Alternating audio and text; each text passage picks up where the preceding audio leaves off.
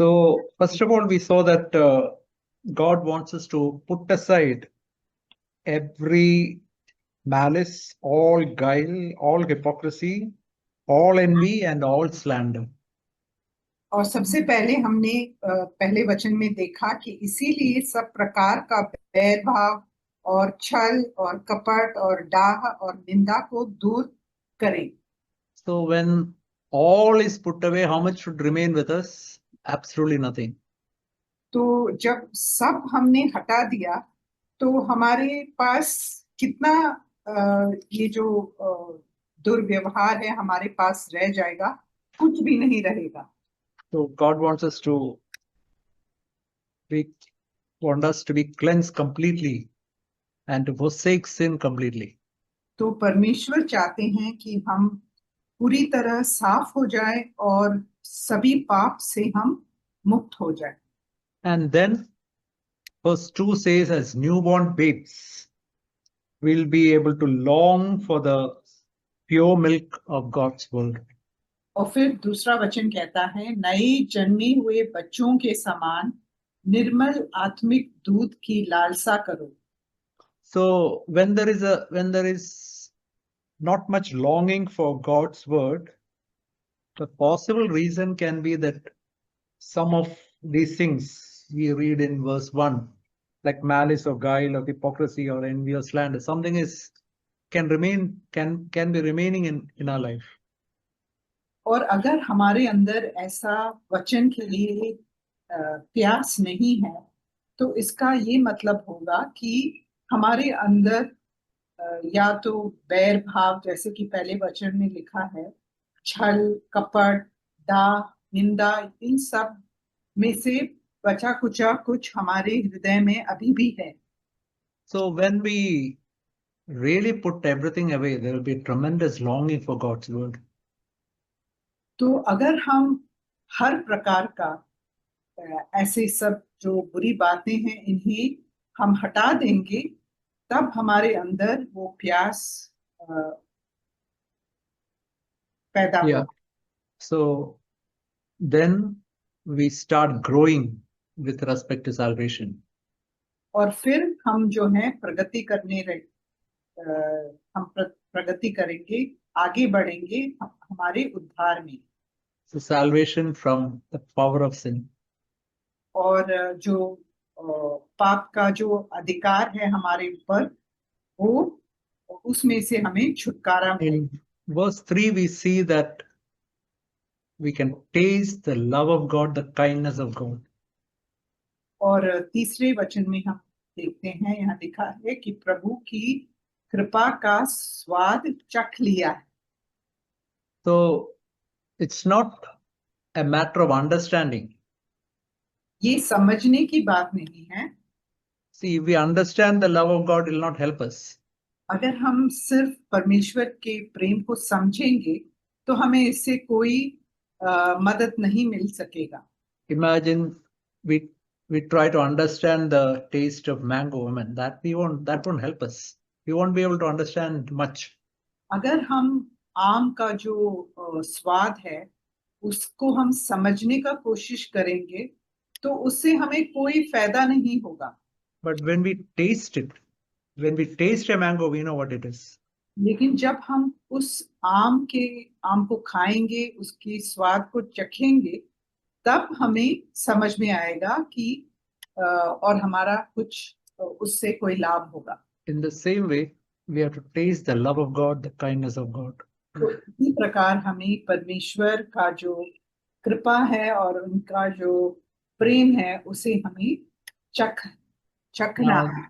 The next thing we can see in verse 4. और चौथे वचन में हम देख सकते हैं, We have come to him. उसके पास आकर। See, this is another very important step in our Christian life. तो ये एक दूसरा ऐसा बहुत ही महत्वपूर्ण ऐसा एक चीज है जो हमें करना है अपने जीवन में। Christianity is not just going to church, reading Bible, praying. That's not true Christianity. So true Christianity is not some religious activity. It is a life of relationship with Jesus Christ. जो सच्ची जो जो ख्रिस्ती बनकर जीना है वो एक संबंध है, वो सिर्फ एक धर्म नहीं है। So that's why we have to come to Him again and again, come to Jesus Christ again and again. तो इसीलिए हमें बार बार यीशु मसीह के पास आना पड़ता है। And He is the living stone. तो और वो एक जीवित पत्थर है, Jesus is the life-giving stone. वो जीवन देने वाला पत्थर है। And when we come to Him, और जब we हम see, उनके पास आते हैं we see in verse 5, we also become living stones. तो हम भी, जैसे 5वें वचन में लिखा है, हम भी जीवित पत्थर बन जाते हैं। See, we can see in the Bible many phrases like living water, living bread, living way, etc. तो वचन में हम ऐसे बहुत सारे पद देख सकते हैं, जैसे जीवन का जल, जीवन की रोटी, या जीवन का रास्ता। So when we that is what we read in John chapter 1 itself, तो हम where we see that Jesus was with the Father, and as a result, in Him was life, and that life was the light of men. तो हम इसके बारे में यूहन्ना के पुस्तक के पहले अध्याय में पढ़ सकते हैं कि अ, जो वचन है वो परमेश्वर के साथ था, इसीलिए उनमें जीवन था, और वो जीवन हमारे लिए प्रकाश बन गया। And the same can be true for us also. When we are with God, we get life, and we also can become, that life can become the light for others. तो ये हमारे साथ भी हो सकता है कि हम यीशु मसीह के साथ होने के कारण हमें जीवन मिलता है, और वो जीवन दूसरों के लिए एक प्रकाश का स्रोत बन जाता है। It should not be just our words, but it should be our life that should be a light to others. सिर्फ हमारे शब्द ही नहीं, लेकिन हमारा जीवन भी दूसरों के लिए एक ज्योति या प्रकाश बनना चाहिए। One great man of God said, preach always, if necessary, use words. एक महान जो परमेश्वर के दास हैं, उन्होंने ऐसे कहा कि हमेशा प्रचार करो, शब्दों का प्रयोग तभी If necessary, हाँ, if necessary, use. अगर जरूरी है तभी शब्दों का प्रयोग करें। So I hope you understood the meaning of that phrase. What that man meant to say is that a life should be the preaching really, and not just our words. वो जो परमेश्वर के दास थे, उनके कहने का मतलब ये है कि हम ज्यादा प्रचार ना करें, लेकिन हमारा जीवन से जीवन ही एक प्रचार के समान दूसरों के लिए बन जाना चाहिए। And we have to remember that it is by His life that we are saved from sin. और हमें ये जानना चाहिए कि उनके जीवन से ही हम जो है पाप से मुक्ति पाते हैं। There are two types of salvation. और दो प्रकार के उद्धार हैं। We read that in Romans chapter 5. हम उसके बारे में रोमियो का 5वें अध्याय में पढ़ सकते हैं। First is in chapter 5 verse 9. और पहला है 5वां अध्याय का 9वां वचन। Much more, having now been justified by His blood, we shall be saved from the wrath of God through Him. That is the first salvation. Salvation from the wrath of God. जो पहला उद्धार है वो 9वें वचन में लिखा गया है, वो है परमेश्वर के क्रोध से उद्धार। And जैसे second, second जैसे वचन में कहा गया है, अतः जबकि हम अब उसके लहू के कारण धर्मी ठहरे, तो उसके द्वारा परमेश्वर के क्रोध से क्यों ना बचेंगे। And second salvation is written in verse 10. और दूसरा उद्धार 10वें वचन में लिखा गया है, It's written in the second portion, much more having been reconciled, we shall be saved by his life. और वो दूसरे भाग में 10वें वचन के दूसरे भाग में लिखा है, तो फिर मेल हो जाने पर उसके जीवन के कारण हम उद्धार क्यों ना पाएंगे। So when we come back to 1 Peter chapter 2 verse 4, we see that this living stone, Jesus Christ, was rejected by men, but he was choice and precious in the sight of God. और जब हम वापस आते हैं पहला पत्रस दूसरा के चौथे वचन में, तो हम यहाँ हमें मिलता है कि मनुष्यों ने तो उसे निकम्मा ठहराया, लेकिन परमेश्वर के निकट चुना हुआ और बहुमूल्य जीवता पत्थर है। So we also, when we follow Jesus, we also will be rejected by men. But we have to always remember we are choice and precious in the sight of God. तो हमें भी ये याद रखना चाहिए कि जब हम यीशु मसीह के पीछे चलेंगे तो ये दुनिया हमें निकम्मा समझेगी, हमें हमारी तिरस्कार करेंगे, लेकिन परमेश्वर के सामने हम उनके लिए हम चुने हुए हैं और बहुमूल्य हैं। And verse 5, we become living stones. As we come contact with Jesus Christ, we becomes living stone. और यीशु मसीह के साथ संबंध के कारण हम भी जीवित पत्थर बन जाते हैं। There is a verse in 1 Corinthians 15:43 where it's written, Jesus is a life-giving spirit. Adam was a living soul, but Jesus is a life-giving spirit. और पहला कुरिन्ती 15 का 43 में ऐसे लिखा है, 45.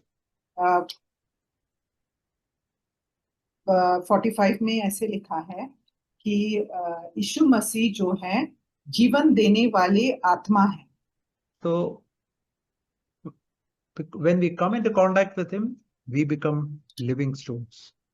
जब हम उनके साथ संपर्क में आते हैं तो हम भी जीवित पत्थर बन जाते हैं। And it is such living stones, we read in verse 5, who are being built up as a spiritual house for a holy priesthood. तो जब हम 5वें वचन को पढ़ेंगे तो वहां बताया गया है कि ऐसे जीवित पत्थर जो हैं वो एक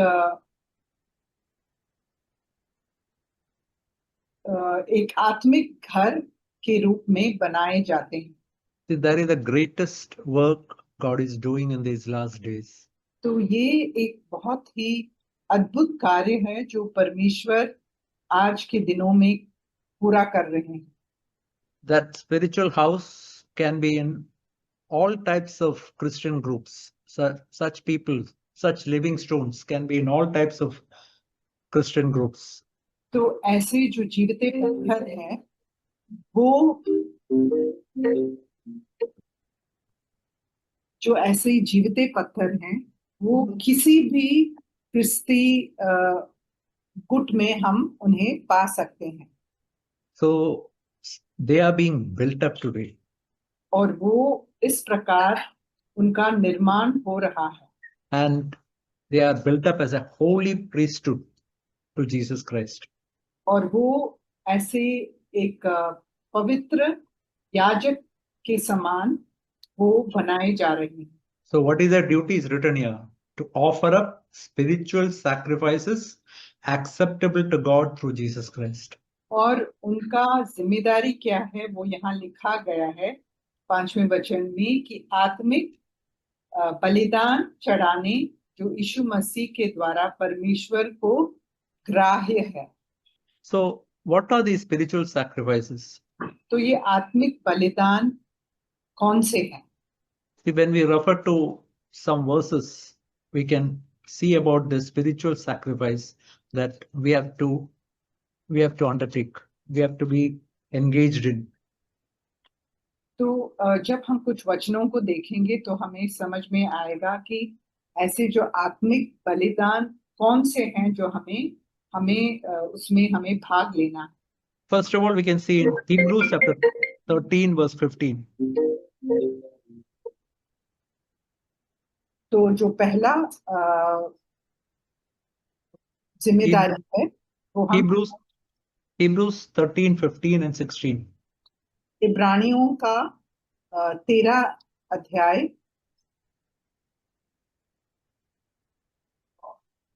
Verse 15 and 16. 13 अध्याय का 15 और 16वां वचन। So, yeah, read, sister, you can read. इसीलिए हम उसके द्वारा स्तुति रूपी बलिदान अर्थात उन होठों का फल जो उसके नाम का अंगीकार करते हैं परमेश्वर को सर्वदा चढ़ाया करें। भलाई करना और उदारता दिखाना ना भूलो, क्योंकि परमेश्वर ऐसे बलिदानों से प्रसन्न होता है। So here we can see three types of spiritual sacrifices that we can undertake. तो यहाँ 3 प्रकार के ऐसे बलिदान जो हम चढ़ा सकते हैं उसके बारे में बताया गया है। First is sacrifice of praise, और पहला है कि स्तुति रूपी बलिदान, which is the fruit of lips that give thanks to God. और वो होंठों का फल है जो उसके नाम को अंगीकार करते हैं। See, even if sometimes we may not feel like thanking God, but it's written the sacrifice of praise. That means by our will, we still say thank you and praise to Jesus Christ. कई बार ऐसे हो सकता है परिस्थितियों के कारण हम जो स्तुति और धन्यवाद नहीं देना चाहते हैं, फिर भी हम अपने खुद के इच्छा की सहायता से हम स्तुति और आराधना हम अर्पण कर सकते हैं। In verse 16 is written about another spiritual sacrifice that is doing good to other people. और एक दूसरा जो बलिदान है उसके बारे में 16वें वचन में लिखा है, और वो है भलाई करना। We can do good to our family members, church people. There are so many ways we can be engaged in good works. और भलाई हम अपने ही परिवार में दिखा सकते हैं, कलीसिया के लोगों या और भी लोगों को हम भलाई कर सकते हैं। And next is sharing others' burden. और तीसरा है उदारता दिखाना, मतलब दूसरों के भार को उठाना। And it's written with such sacrifices God is well pleased. और यहाँ लिखा गया है क्योंकि परमेश्वर ऐसे बलिदानों से प्रसन्न होता है। We also read about another spiritual sacrifice in Romans 12 verse 1. और एक दूसरा जो है बलिदान के बारे में हम रोमियो का 12वें अध्याय में और उसका पहले वचन में हम पढ़ सकते So हैं। it's written there we have to present our bodies as a living and holy sacrifice acceptable to God, which is the spiritual service of worship. तो यहाँ लिखा गया है कि अपने शरीरों को जीवित और पवित्र और परमेश्वर को भाता हुआ बलिदान करके चढ़ाओ। So we have to offer our thought life, our tongues, our eyes, our hands, our feet, our imaginations, our ambition. तो हमें अपनी जो है सोच, हमारी आंखें, हमारे जो शब्द जो हम बोलते हैं, हमारे हाथ, हमारे पैर, हमारी कल्पनाएं, ये इन सब को हमें एक बलिदान के रूप में समर्पित करना है। And it's written that is the true worship which God accepts from us. और यहाँ लिखा गया है ये हमारी सच्ची आत्मिक सेवा है। Now we come to verse 6. और अभी हम 6वें वचन So देखेंगे। this is contained in scripture. Behold, I lay in Zion a choice stone, a precious cornerstone, and who believes in him shall not be disappointed. इस कारण पवित्र शास्त्र में भी आया है, देखो मैं सियोन में कोने के सिरे का चुना हुआ और बहुमूल्य पत्थर धरता हूँ, और जो कोई उस पर विश्वास करेगा वह किसी रीति से लज्जित नहीं होगा। So Jesus is that choice stone and that precious cornerstone. और यीशु मसीह जो है वो कोने के सिरे का चुना हुआ और बहुमूल्य पत्थर है। See, cornerstone is the most important stone in a building. और एक इमारत में जो है कोने के सिरे का पत्थर सबसे जो महत्वपूर्ण पत्थर होता है। It determines the design and orientation of the building. तो उसके द्वारा ही जो इमारत है उसका रूप और उसका जो कैसे वो बनेगा वो निश्चय किया जाता है। This is a verse taken from Isaiah 28:16. और ये वचन जो है ये यशायाह के 28वें अध्याय के 16वें वचन से लिया गया है। So, how this verse is important for us is we have to align ourselves with Jesus Christ. तो इस वचन का महत्व ये है कि ये हमें बताता है कि कैसे हमें अपने आप को यीशु मसीह के साथ जोड़ लेना जरूरी है। The aim of Jesus Christ with every believer is to make us like Jesus Christ, like him. तो यीशु मसीह का जो लक्ष्य है हम हर एक विश्वासी के लिए वो ये है कि हम उनके समान बन जाएं। So only if that is my goal, then only I can be built into this spiritual house. तो अगर मेरा भी लक्ष्य वो ही है तभी मैं उस आत्मिक घर में बन सकता हूँ। That is what is written in verse 6. He who believes in him shall not be disappointed. तो यही बात जो है 6वें वचन में लिखा गया है कि जो उस पर विश्वास करेगा वो किसी रीति से लज्जित नहीं होगा। See, we have to remember that when Bible talks of faith or belief, it is not just referring to accepting certain dogmas, certain doctrines. तो जब वचन में विश्वास के बारे में लिखा जाता है उसका ये मतलब नहीं है कि किसी भी सिद्धांत को हम उसे कबूल कर लें। See, it is not faith to say that, see, I believe everything written from Genesis to Revelation. Even devil believes that.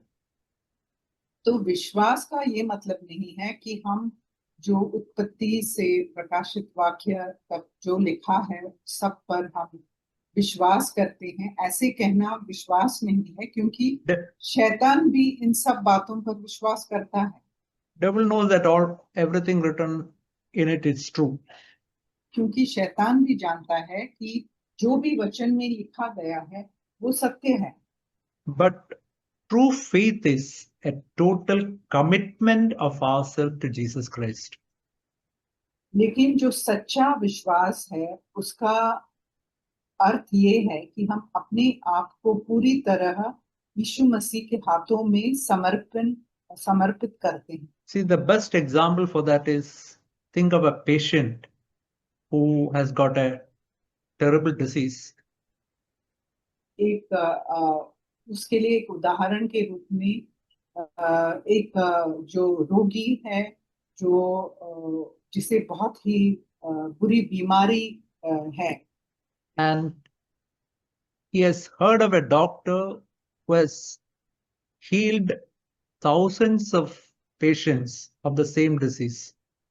और उसने जो बीमार व्यक्ति है उसने एक ऐसे डॉक्टर के बारे में सुना जिन्होंने हजारों ऐसे ही बीमारी से पीड़ित लोगों को चंगा किया है। So just knowledge of that will not help him. सिर्फ इस बात के ज्ञान से उस व्यक्ति को कोई लाभ नहीं मिलेगा। Even going and meeting him will not help him. और अगर वो व्यक्ति उस डॉक्टर से जाके मिलेगा तो भी उससे उसे कोई मदद नहीं मिलने वाला है। What is important is he has to commit himself totally to that doctor. Whatever he says, he has to completely obey, completely commit himself to that doctor. लेकिन ये बहुत जरूरी है कि वो अपने आप को उस डॉक्टर के हाथों में सौंप दे और जो भी वो कहता है उसे मानने के लिए वो तैयार हो जाए। That is why we say faith is a helpless dependence on Jesus Christ. तो इसीलिए हम कहते हैं कि बेसहारा होकर पूरी तरह यीशु मसीह पर निर्भर करने को हम विश्वास कहते हैं। The best example is John chapter 15, where it's written of a branch which is totally dependent on the tree. और इसके बारे में हम यूहन्ना जो 15 में जो जिस प्रकार वो जो ढाल जो टहनी है जो उस दाखरस में लगा रहता है उसके बारे में बताया गया है। So Jesus is that cornerstone, तो and यीशु मसीह कोने के सिरे के पत्थर हैं and I should align myself totally to his design. और मुझे अपने आप को उनके जो रचना है उनके मन में जो रचना है उनके हमें अधीन हमें कर देना चाहिए। See, there is a story of the builders who were constructing the Solomon's temple. तो एक कहानी है जो उन मिस्त्रियों के बारे में है जो शलोमोन का जो मंदिर है उसका निर्माण कर रहे थे। And they chose one stone as the cornerstone, और उन्होंने एक पत्थर को चुना जो कोने के सिरे का पत्थर बनाया गया। but then they rejected it. Then they tried so many other stones. Nothing is fitting to become a cornerstone. फिर उन्होंने उसको तिरस्कार किया और बहुत सारे और पत्थरों का उन्होंने उधर लगाने का कोशिश किया लेकिन वो उस जगह में लग नहीं रहा था। But at last they had to choose that first stone which they rejected. They brought it back as the cornerstone. तो फिर उन्हें जिस पत्थर का उन्होंने इनकार किया उसी पत्थर को वो वापस लेकर आए। See, that's exactly what happened with respect to Jesus Christ also. तो बिल्कुल यही यीशु मसीह के साथ भी हुआ। So in the same way, in our life also, we also have to choose Jesus as the cornerstone, and we have to commit ourselves totally to him. तो इसी प्रकार हमारे जीवन में भी हमें यीशु मसीह को अपने कोने के सिरे का पत्थर मानकर उनके साथ हमें अपने आप को समर्पित कर देना है। And then verse 7, this precious value then is for you who believe. But for those who disbelieve, the stone which the builders rejected, this became the very cornerstone. अतः तुम्हारे लिए जो विश्वास करते हो वह तो बहुमूल्य है, पर जो विश्वास नहीं करते उसके लिए जिस पत्थर को राजमिस्त्रियों ने निकम्मा ठहराया था वही कोने का सिरा हो गया। See, in NKJV, it's written, this verse is written like this: to those who believe, Jesus is precious. तो एक दूसरे जो बाइबल का एक अनुवाद है उसमें लिखा गया है जो उन पर विश्वास करते हैं उनके लिए यीशु मसीह बहुमूल्य है। See, that's a very nice and wonderful translation. और ये अनुवाद जो है बहुत ही अद्भुत एक अनुवाद है। You know, when Jesus becomes precious to us, आप जानते हो कि कब यीशु मसीह हमारे लिए बहुमूल्य बन जाते हैं? it's when we believe, when we totally commit ourselves to him. जब हम पूरी तरह यीशु मसीह को अपने आप को समर्पित करते हैं। When we believe his love, when we believe his promises, when we totally surrender ourselves to him, as we surrender ourselves more and more, he becomes more and more precious to us. और जब हम उनके सारे वचनों पर उनके सारे जो वादा है उन पर हम विश्वास करते हैं और इसके कारण हम अपने आप को पूरी तरह समर्पित करते हैं और जैसे हम अपने आप को समर्पित करते जाते हैं तो वैसे ही यीशु मसीह की जो बहुमूल्यता है वो हमारे लिए बढ़ती जाएगी। See, we have to remember that in the same way as Jesus becomes precious, his children also become precious to us. तो जिस प्रकार यीशु मसीह हमारे लिए बहुमूल्य बन जाते हैं, वैसे ही उनके जो बच्चे हैं, उनके जो संतान है, वो भी हमारे लिए बहुमूल्य बनते जाते हैं। The same way our husband, our wife, they also become precious to us. तो वैसे ही हमारे पति, पत्नी और बच्चे हमारे लिए अनमोल बहुमूल्य बन जाते हैं।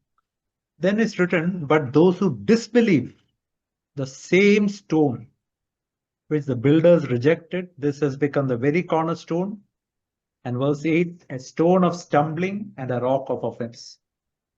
और बाद में लिखा है, जिस पत्थर को राजमिस्त्रियों ने निकम्मा ठहराया था, वही कोने का सिरा हो गया। और 8वां वचन, और ठेस लगाने का पत्थर और ठोकर खाने की चट्टान हो गया।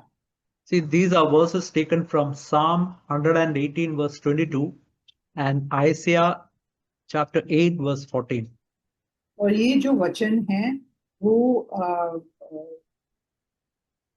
जो भजन संहिता 118 के 22वां वचन और यशाया के 8वें अध्याय का which verse? 14 वचन। So it's written here that if we disbelieve, that means if we refuse to commit ourselves totally to him, अगर हम विश्वास नहीं करेंगे, इसका मतलब कि अगर हम अपने आप को पूरी तरह समर्पण करने से पीछे हट जाते हैं, if we have got our personal agenda, तो अगर हम अपनी खुद की कुछ अभिलाषाएं हैं, we want to do our own will, और हम अपनी खुद की इच्छा को पूरा करना चाहते हैं, then the same stone becomes a stone of stumbling and a rock of offense. तो वही पत्थर जो है ठेस लगाने का पत्थर और ठोकर खाने की चट्टान बन जाएगी।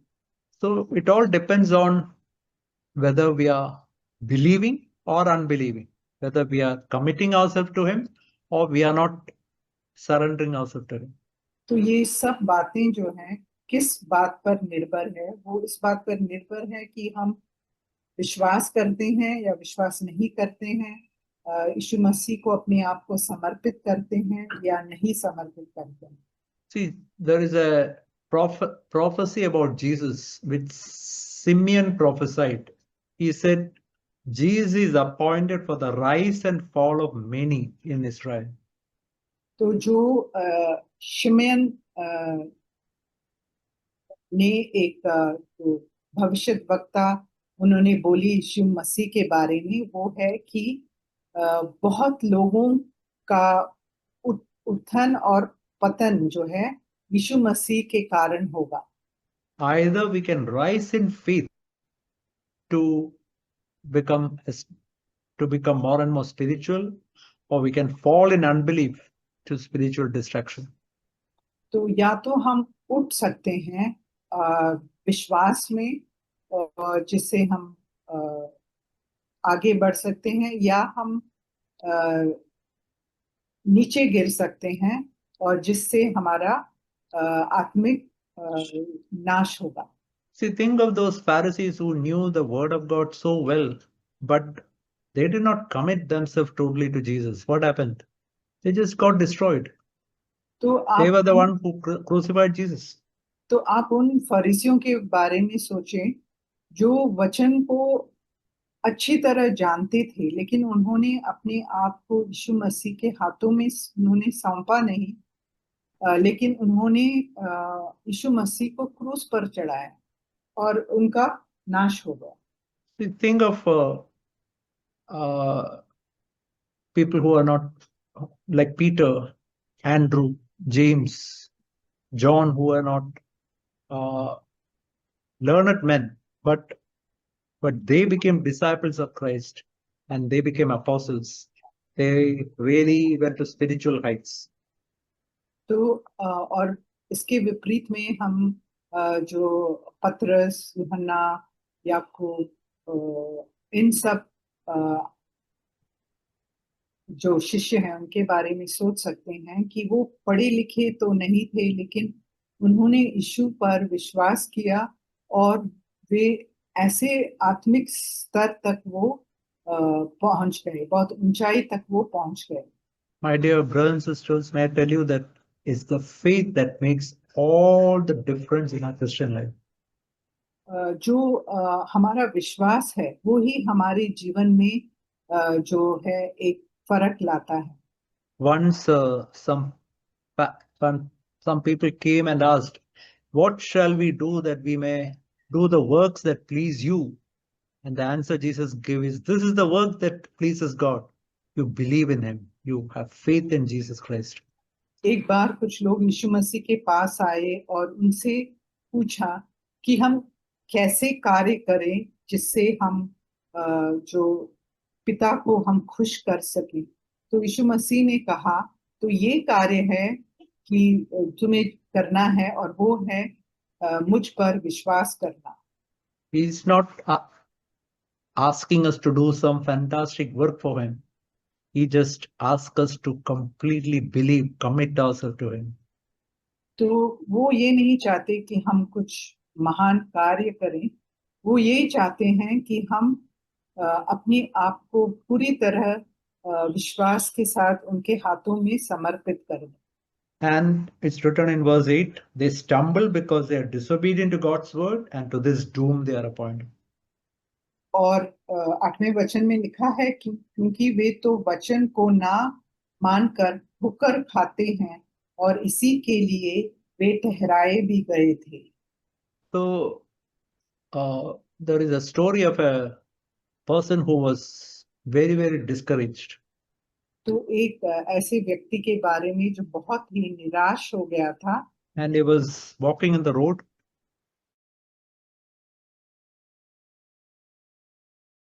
Construction of to a church site और वो एक ऐसे जगह में गया जहां एक कलीसिया का निर्माण हो रहा था, where one mason was cutting a stone.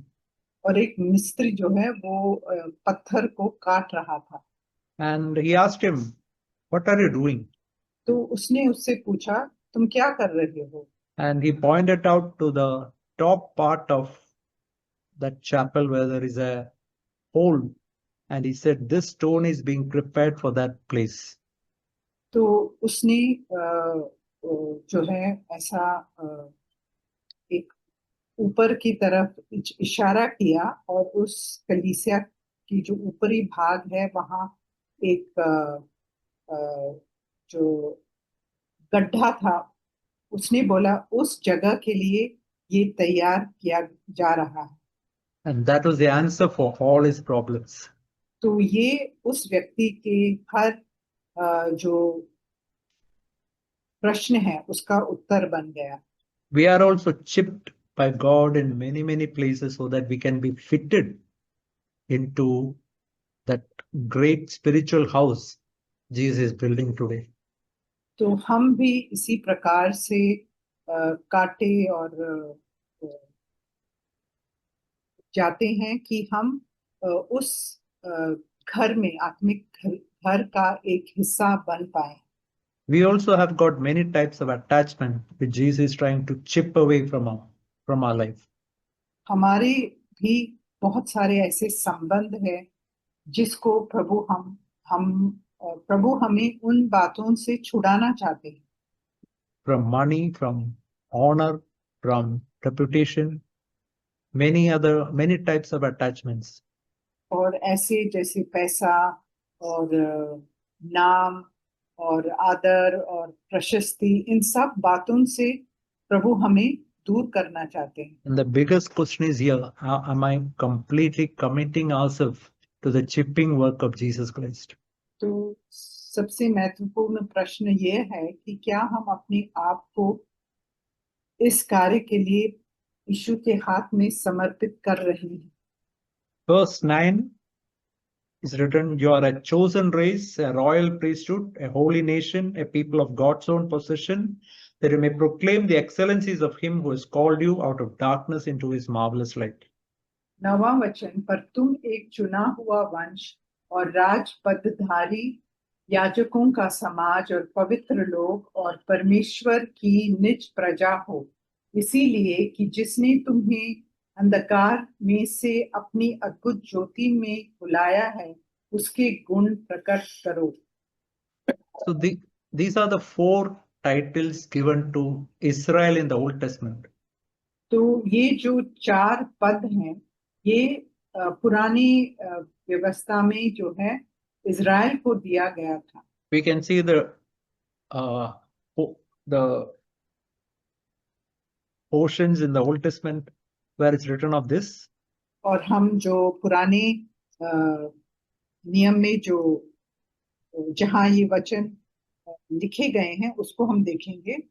And the purpose is that we can proclaim his excellencies. और इसका मकसद ये है कि हम उनके गुण को हम प्रकट करें. Just want to mention one here, royal priesthood. और जो राजपदधारी है उसके बारे में मैं कहना चाहता हूँ. In the Old Testament, nobody could be a priest and also a king. और पुराने नियम में एक व्यक्ति जो है Nobody. याजक और राजा दोनों नहीं बन सकता था. See, Saul tried to, he was a king, he tried to do some sacrifices, God rejected him. और हम जानते हैं कि शौल राजा ने ऐसे कुछ बलिदान करने का प्रयास किया और परमेश्वर ने उसे इनकार किया. And Uzziah, he also was a king, he also tried to do some spiritual sacrifices, God rejected him also. और एक और राजा था उजाया, उन्होंने भी ऐसा प्रयास किया कि वो आत्मिक बलिदान करें, लेकिन उनको भी परमेश्वर ने इनकार किया. But much before all these kings, there was a man named Melchizedek who was the king of Salem and also a priest to God. और इन सब बातों के होने से बहुत पहले एक ऐसा राजा था जो एक महायाजक भी था. And Jesus came in the line of Melchizedek. और उसी वंश का बनकर यीशु मसीह आया. We are also called to be kings and also priests to Jesus Christ. और इसी प्रकार से हम भी राज और पदधारी याजक बनाए गए हैं. And verse 10, for you are not a people, but now you are the people of God. You are not received mercy, but you have received mercy now. But now you have received mercy. और 10वां वचन, तुम पहले तो कुछ भी नहीं थे, पर अब परमेश्वर की प्रजा हो. तुम पर दया नहीं हुई थी, पर अब तुम पर दया हुई है. I just want to show you one portion, Hosea, and finish it. मैं एक भाग जो होशा से दिखाना चाहता हूँ. See, Hosea married a adulterous woman. होशे ने एक व्यभिचारी स्त्री से शादी किया. And she had one child she had, we see in chapter 1, verse 6. Her name was, उन्हें एक बच्चा हुआ और वो उसके बारे में हम पहले अध्याय के 6वें वचन में पढ़ सकते हैं. Her name was Lo Rumaha. और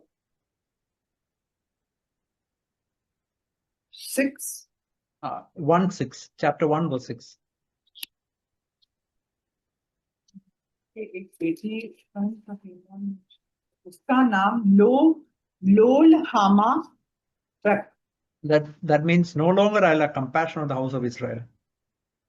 तो इसका ये मतलब हुआ कि आगे से मैं जो इज़राइल है उस पर दया नहीं दिखाऊंगा. And then she had a son. His name was Lo Ammi, verse 9. That is, you are no longer my people.